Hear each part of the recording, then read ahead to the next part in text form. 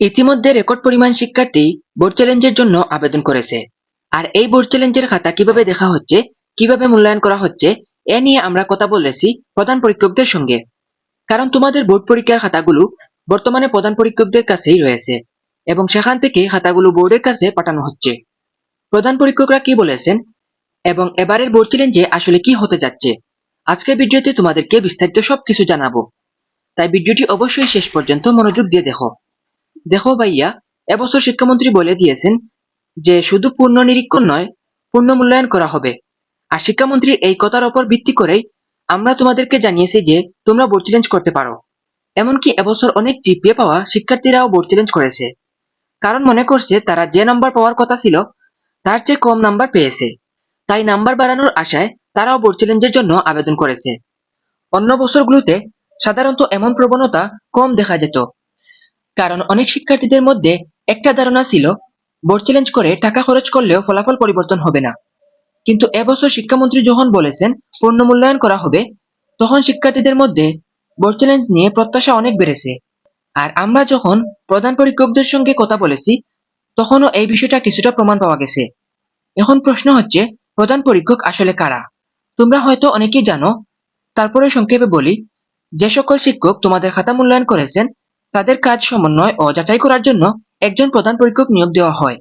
ধরো 10 জন পরীক্ষকের দায়িত্বে একজন প্রধান পরীক্ষকের ওপর। এই 10 জন পরীক্ষকের কাছে যদি 3000 বা 6000 খাতা থাকে, তাহলে সেই খাতাগুলো প্রধান পরীক্ষকের কাছে যায়। প্রধান পরীক্ষক সেগুলো আবার যাচাই করেন এবং এরপর ফলাফল বোর্ডের কাছে পাঠানো হয়।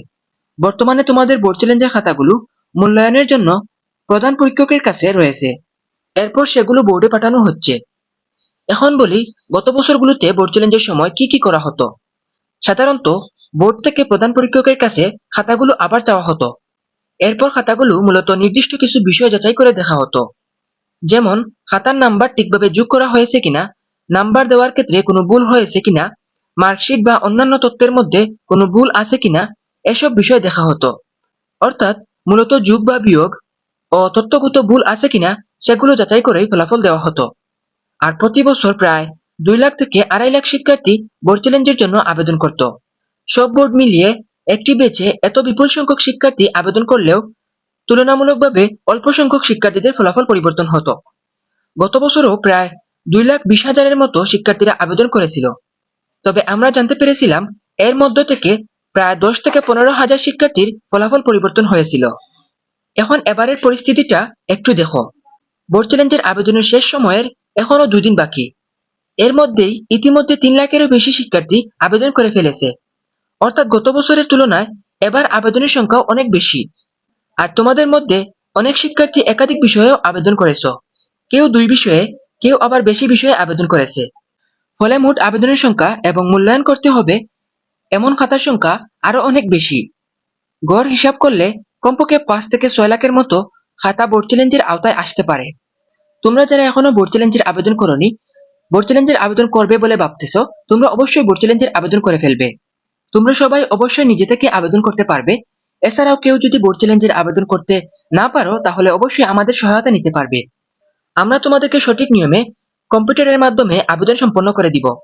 তাই যারা আমাদের মাধ্যমে আবেদন করাতে চাও, তারা অবশ্যই আমাদেরকে হোয়াটসঅ্যাপে, মেসেঞ্জারে অথবা কমেন্টে জানাতে পারো। আরেকটি গুরুত্বপূর্ণ বিষয় হলো, প্রধান পরীক্ষকরা এবারের বোর্ড চ্যালেঞ্জ নিয়ে কি বলেছেন। আমরা যখন তাদের সঙ্গে কথা বলেছি, তারা বলেছেন শিক্ষামন্ত্রী যে কথাটি বলেছেন সেটি অনুযায়ী এবারের খাতাগুলো শুধুমাত্র যোগ বিয়োগ করে যাচাই করার জন্য বোর্ডে পাঠানো হচ্ছে না, খাতাগুলো আবার যাচাই ও মূল্যায়ন করা হবে। অর্থাৎ এবারের প্রক্রিয়াটি আগের বছরের তুলনায় আরো বিস্তারিতভাবে করা হচ্ছে বলে প্রধান পরীক্ষকদের কাছ থেকে আমরা জানতে পেরেছি।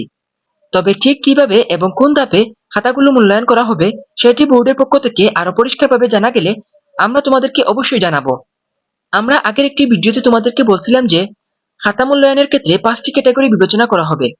আর এখন প্রধান পরীক্ষকরাও বিষয়টি অনেকটা নিশ্চিত করেছেন। যেহেতু তাদের সঙ্গে বোর্ডের কথা হয়েছে এবং বোর্ডের পক্ষ থেকে তাদের কাছ থেকে খাতাগুলো সংগ্রহ করা হচ্ছে, তাই তারা বলেছেন এবার খাতাগুলো গত বছরের তুলনায় আরো ভালোভাবে মূল্যায়ন করা হবে। এবার দেখার বিষয় হচ্ছে শেষ পর্যন্ত বোর্ড কিভাবে এই খাতাগুলো মূল্যায়ন করে এবং চূড়ান্ত ফলাফল কি আসে। তবে একটা বিষয় নিশ্চিত, এবার রেকর্ড সংখ্যক শিক্ষার্থী বোর্ড চ্যালেঞ্জের জন্য আবেদন করেছে। তাই স্বাভাবিকভাবেই এবার ফলাফল পরিবর্তন হওয়া শিক্ষার্থীদের সংখ্যাও গত বছরের তুলনায় বাড়তে পারে। তবে ঠিক কতজনের ফলাফল পরিবর্তন হবে সেটা এখনো নিশ্চিত করে বলা সম্ভব নয়। যাদের ফলাফল পরিবর্তন হবে তাদের জন্য পরবর্তী কার্যক্রম স্বাভাবিকভাবেই চলবে। বিশেষ করে যারা ফেল থেকে পাশ করবে বা ফলাফল পরিবর্তন হবে তারা নিয়ম অনুযায়ী কলেজ ভর্তির সুযোগ পাবে। আর যাদের ফলাফল পরিবর্তন হবে না তাদেরও হতাশ হওয়ার কিছু নেই। আল্লাহর ওপর ভরসা রাখবে, ইনশাল্লাহ ভালো কিছু হবে। আমরাও সেই আশা রাখছি। কারণ আমরা সবসময় শিক্ষার্থীদের একটা কথাই বলছি, তুমি অন্তত একবার চেষ্টা করে দেখো। যদি রেজাল্ট পরিবর্তন হয় তাহলে আলহামদুলিল্লাহ, আর যদি পরিবর্তন না হয় অন্তত তুমি নিশ্চিত হতে পারবে যে তোমার দিক থেকে তুমি সর্বোচ্চ চেষ্টা করেছো। তাই এখন তোমাদের কাজ হচ্ছে বোর্ড চ্যালেঞ্জ করা এবং ধৈর্য ধরে অপেক্ষা করা। বোর্ড চ্যালেঞ্জের ফলাফল প্রকাশ হলে সবার আগে তোমাদেরকে জানিয়ে দিব। আর এ বিষয়ে নতুন আপডেট এলে সেটাও তোমাদের সঙ্গে শেয়ার করব। সবশেষে একটা কথাই বলবো, যারা এখনো বোর্ড চ্যালেঞ্জের আবেদন করোনি তারা অবশ্যই বোর্ড চ্যালেঞ্জের আবেদন করে রাখতে পারো। আমাদের মাধ্যমে আবেদন করতে চাইলে অবশ্যই আমাদেরকে মেসেঞ্জারে, হোয়াটসঅ্যাপে বা কমেন্টে জানাতে পারো। আমরা তোমাদেরকে কম্পিউটারের মাধ্যমে আবেদনটি সম্পন্ন করে দিব। তাই অবশ্যই আমাদের সঙ্গে সবাই যুক্ত থাকবে এবং ফেসবুক পেজটিকে ফলো করে রাখো। সবাই ভালো থাকো, সুস্থ থাকো। আল্লাহ হাফেজ সবাইকে।